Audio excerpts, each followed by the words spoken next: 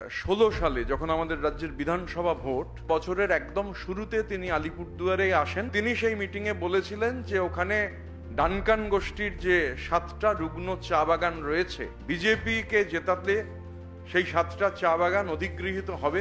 বীরপাড়া, গারগান্ডা, লঙ্কাপাড়া, তুলসীপাড়া, হান্টাপাড়া, ধুমচিপাড়া এবং ডিমডিমা, এই বাগানগুলো সব টিবোর্ড অধিগ্রহণ করে নেবে। কিন্তু এই যে বাগানগুলোর নাম এই গেজেটে ছিল, এক এক করে এই সব বাগানের ঝাঁপ বন্ধ হওয়া শুরু হলো। মমতা বন্দ্যোপাধ্যায় তিনি উদ্যোগ গ্রহণ করলেন, তার সরকার উদ্যোগ গ্রহণ করলো এই বন্ধ চা বাগান খোলার। 2016 থেকে 2021 বাংলার বিধানসভার ভোট।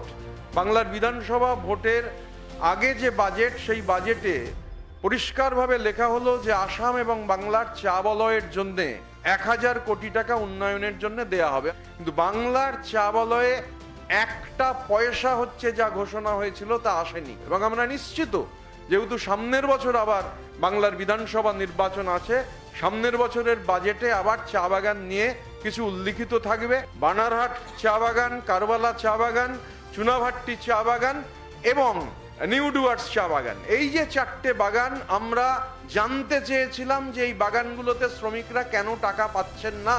অ্যাডমিট করলেন যে হ্যাঁ, 5-6 সপ্তাহের মজুরি দেওয়া হচ্ছে না।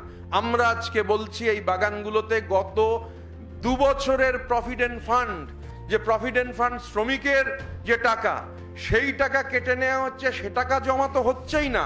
এমনকি এমপ্লয়ারের জমা দেওয়ার যে টাকা, মানে কেন্দ্রীয় সরকারের যে টাকা জমা দেওয়ার কথা, সেই টাকা জমা দেওয়া হচ্ছে না।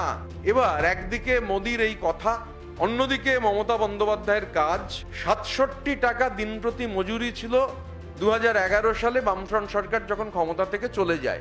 আজ মজুরি হচ্ছে 250 টাকা দিন প্রতি। মজুরি শুধু নয়, অন্য যে কম্পোনেন্ট, যেগুলো রাজ্য সরকারের দেওয়ার কথা নয়, মমতা বন্দ্যোপাধ্যায়ের দেওয়ার কথা নয়, তা চা সুন্দরী হতে পারে, জমির পাট্টা হতে পারে, ক্রেশ এবং হেলথ সেন্টার, এবং এই প্রতিটা হেলথ সেন্টারে অ্যাম্বুলেন্স, এগুলো সব যাদের বাগান তাদের করার কথা।